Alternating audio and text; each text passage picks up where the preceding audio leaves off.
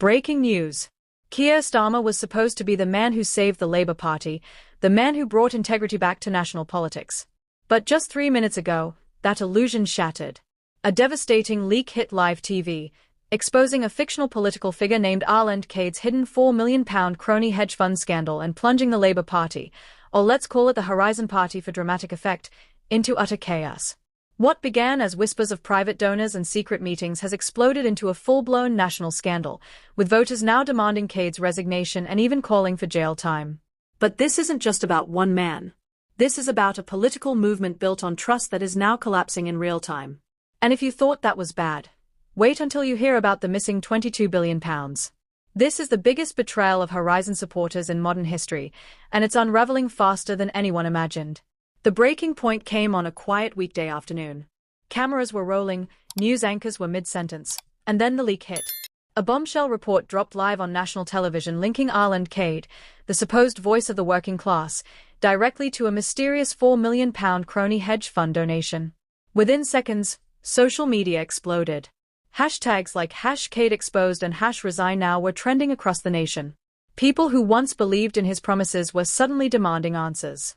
And according to internal documents now circulating across media outlets, this hedge fund, Midas Capital, isn't just a donor. It has deep, grubby connections to financial institutions that massively profited during the last economic downturn, the very same institutions that ordinary working-class families blamed for years of austerity and suffering. How could the leader of the Horizon Party, the party of the people, accept funding from them? This wasn't a one-off donation. The leaked papers revealed multiple, unlogged meetings between Cade and his inner circle and Midas Capital representatives over the course of a year. Hidden behind polished speeches and campaign promises, the document trail, later confirmed by a whistleblower named Eleanor Vane, shows that the Midas donation was channeled through 3 shell companies in the Cayman Islands to avoid disclosure. This wasn't incompetence.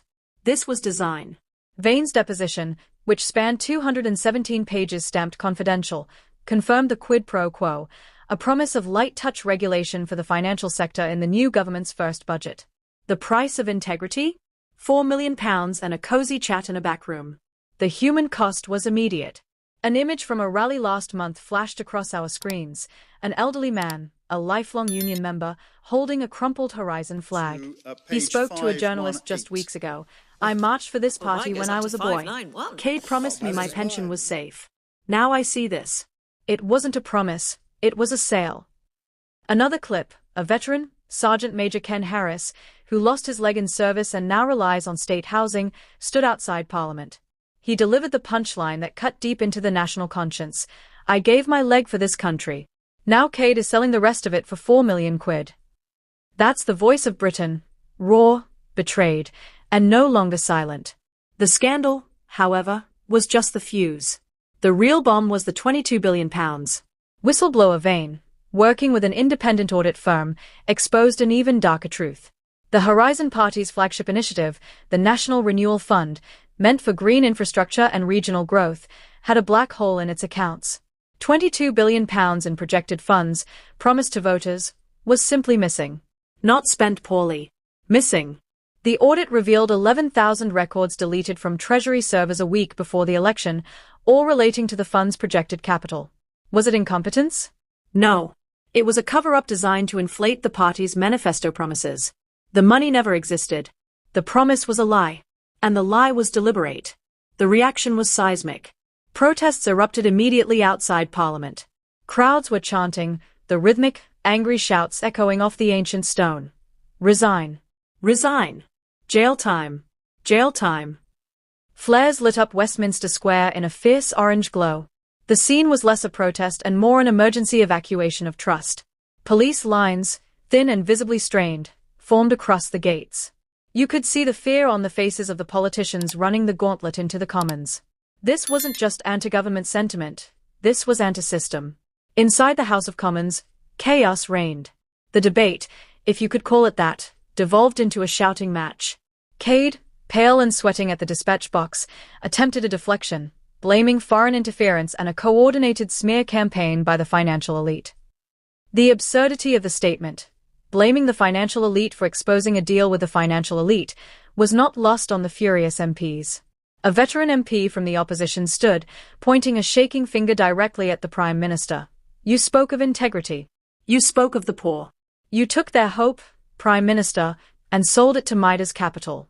You are a political Judas. The cover-up escalated instantly.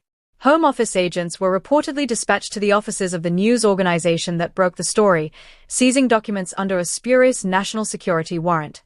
Social media companies, no strangers to government pressure, were instructed to aggressively tag all mentions of Cade and Midas Capital as unverified disinformation.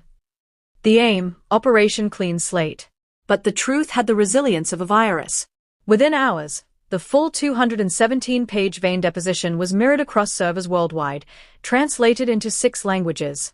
The government was deleting records, but the public was multiplying them. The reckoning came in the most dramatic way possible. As Cade attempted to finish his hollow defense, a side door to the Speaker's gallery burst open. It wasn't an MP.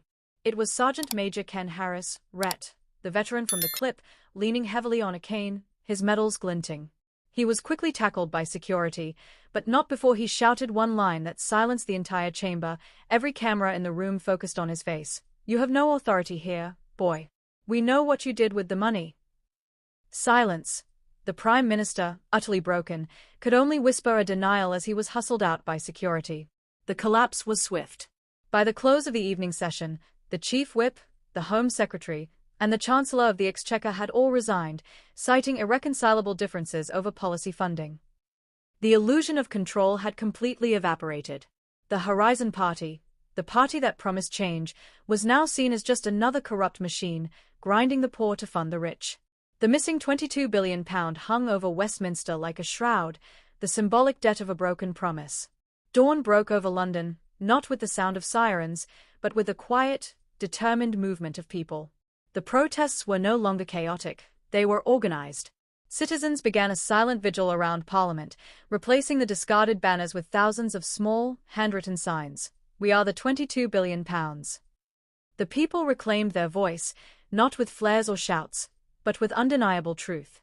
Britain looked in the mirror and remembered who they are, a nation that can be betrayed, but one that will never forget. The age of the smooth politician was over. The age of accountability had begun. This is UK Pancakes. If you believe truth still matters, subscribe to UK Pancakes and never look away.